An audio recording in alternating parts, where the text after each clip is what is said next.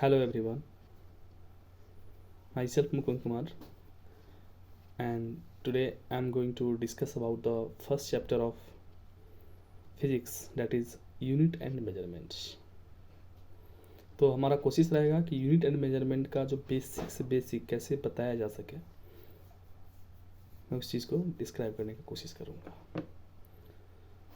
So the comparison of any physical quantity with its standard unit is called measurement. तो physical quantities क्या होता है? से all the quantities which can be measured directly और indirectly in terms of which the laws of physics are described are called physical quantities. जिस quantity को हम directly और इनडायरेक्टली मेजर कर सकते हैं with the help of laws of physics, और जिसको हम डिस्क्राइब भी कर सकते हैं, आर कॉल्ड फिजिकल क्वांटिटीज. अब आता है यूनिट्स. यूनिट्स की बात करते हैं. यूनिट्स होता है कि standard amount of a physical quantity chosen to measure the physical quantity of the same kind is called a physical quantity. It should be easily reproducible, internationally accepted. तो अब क्या होता है कि जैसे 7 हमारे पास फंडामेंटल क्वांटिटीज हैं. Those physical quantities which are independent to each other are called fundamental quantities and their units are called fundamental units. तो फंडामेंटल क्वांटिटीज़ में जैसे हो गया लेंथ. लेंथ का यूनिट क्या होता है? मीटर होता है, स्मॉल एन से डिनोट करते हैं. मास होता है, मास को हम केजी में मेजर करते हैं. ठीक है.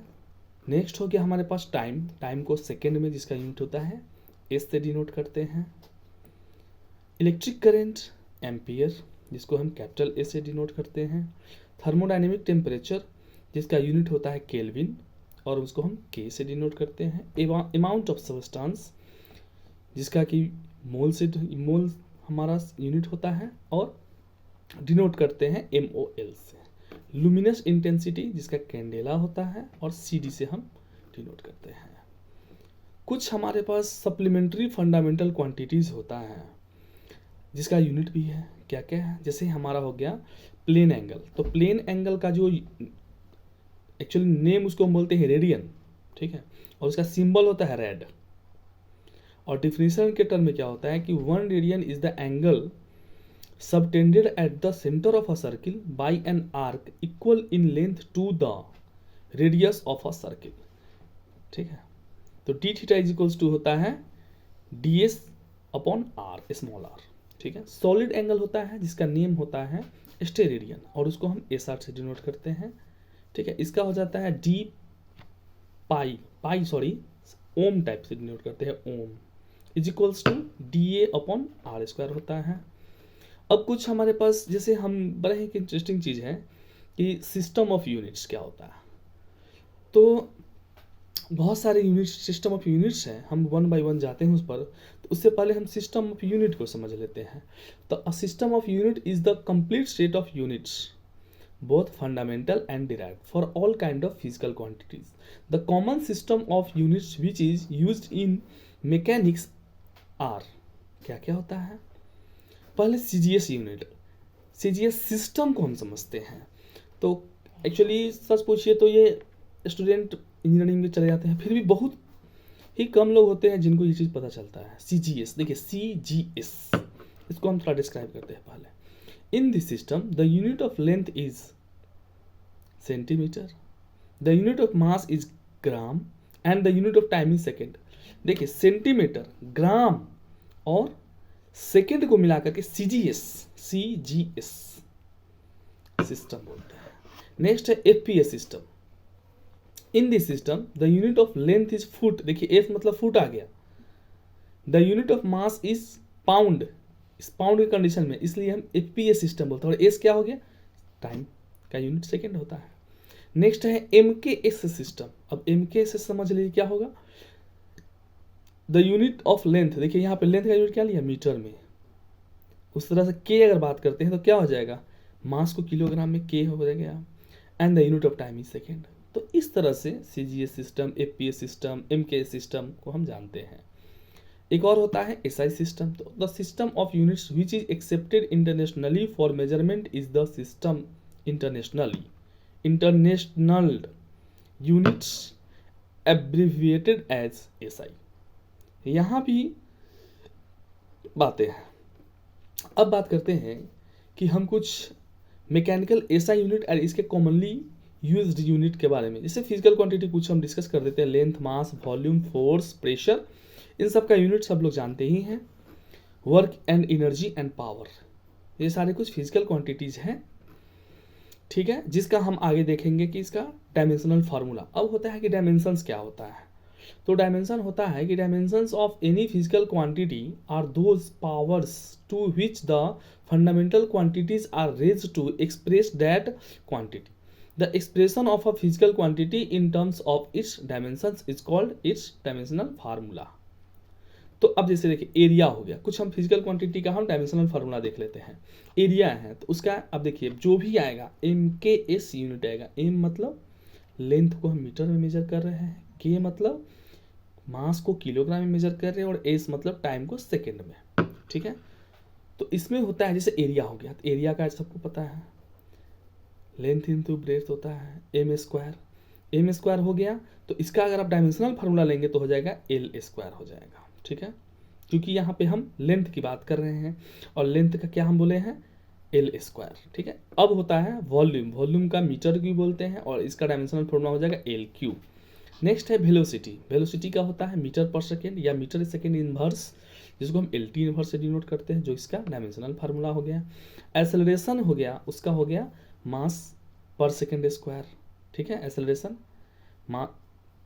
और इसका जो डायमेंशनल फार्मूला होता है एल टी इनवर्स 2 होता है। फोर्स है तो फोर्स का क्या हो जाएगा, उसका सबको पता है न्यूटन, और इसका एम एल टी इनवर्स 2 होता है। वर्क और एनर्जी दोनों का सेम होता है, इसका जूल में आता है, जूल इसका यूनिट हो गया एम के एस यूनिट, और इसका dimensional formula M L square T inverse 2 होता है। पावर है तो पावर का जूल पर सेकेंड मतलब वाट, ठीक है, और इसका आप निकालेंगे तो आ जाएगा हमारा M L square T inverse 3, ठीक है। नेक्स्ट है प्रेशर और स्ट्रेस। तो क्या होता है फोर्स पर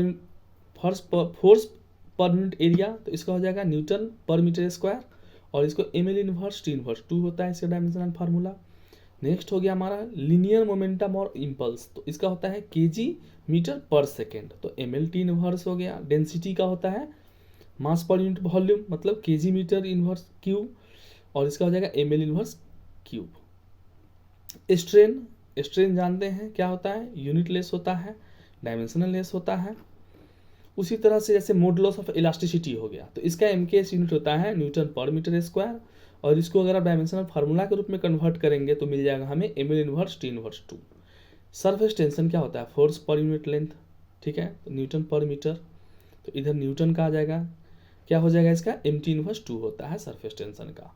वेलोसिटी ग्रेडियंट इसका होता है सेकेंड इनवर्स, और इसका टी इनवर्स लेते हैं हम। कोफिशिएंट ऑफ विस्कोसिटी हो गया KG metre inverse second inverse, तो इसका आप जब डायमेंशनल फार्मूला होता है M L inverse T inverse. Gravitational constant जिसका होता है newton metre square per KG square, तो एम इनवर्स एल क्यू और टी इनवर्स 2 होता है। मोमेंट ऑफ इनर्शिया जिसको केजी मीटर स्क्वायर होता है और एम एल स्क्वायर बोलते हैं।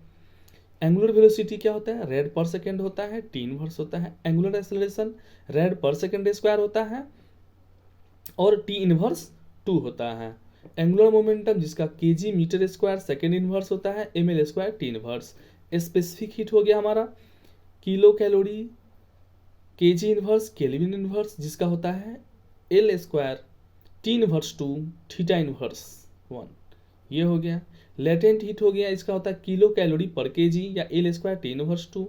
प्लैंक्स कांस्टेंट जिसका होता है joule second M L square T inverse. Universal gas constant जिसका जूल पर मोल केल्विन होता है या M L square T inverse 2 और theta inverse 1।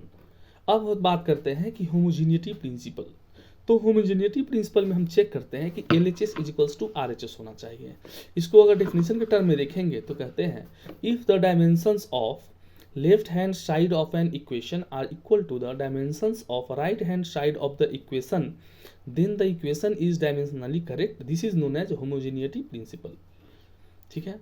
Application of dimensions में इसका यूज होता है, क्या क्या है, जैसे to check the accuracy of physical equation, to change a physical quantity from one system of units to another system of units, to obtain a relation between different physical quantities. ठीक है, तो ये सारी चीज़ें हो गई। अब हम बात करते हैं, नेक्स्ट हमारा हो गया जैसे एरर की बात करते हैं। अब एरर आता है, ये हमारा लास्ट टॉपिक होगा एरर।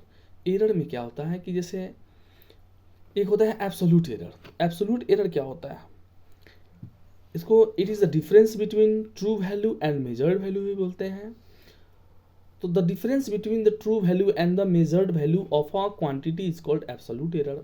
सपोज कर लीजिए कि A1 A2 A3 से लेके AN तक अगर are measured value of any quantities A in an experiment performed in times, then the arithmetic mean of these values is called the true value, जिसको हम AM से डिनोट करते हैं of the quantity. तो AM is equals to हमारा हो जाता है A1 से लेके AN तक का एडिशन कर दीजिए डिवाइडेड बाई स्मॉल n से टोटल नंबर से डिवाइड कर देंगे तो हमारा हो जाएगा एब्सोल्यूट एरर।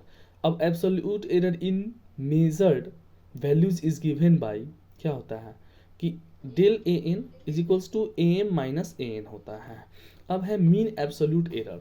तो the arithmetic mean of the magnitude of absolute errors in all the measurement is called mean absolute error. तो डेल ए का बार इज इक्वल्स टू हम mod of del A plus mod of del A two plus similarly add करते चले जाएंगे और mod of del A N तक आएंगे divided by total number N से डिवाइड कर देंगे तो हमारा मिल जाएगा मीन एब्सोल्यूट एरर। अब बात करते हैं रिलेटिव एरर और फ्रैक्शनल एरर की। तो ये होता है कि the ratio of mean absolute error जो हम ऊपर बताए हैं to the true value is called relative error. तो रिलेटिव एरर कैसे निकालते हैं, रिलेटिव एरर होता है mean absolute error divided by true value कर देते हैं तो इसका डेल ए का बार अपॉन ए एम होता है। अब है परसेंटेज एरर।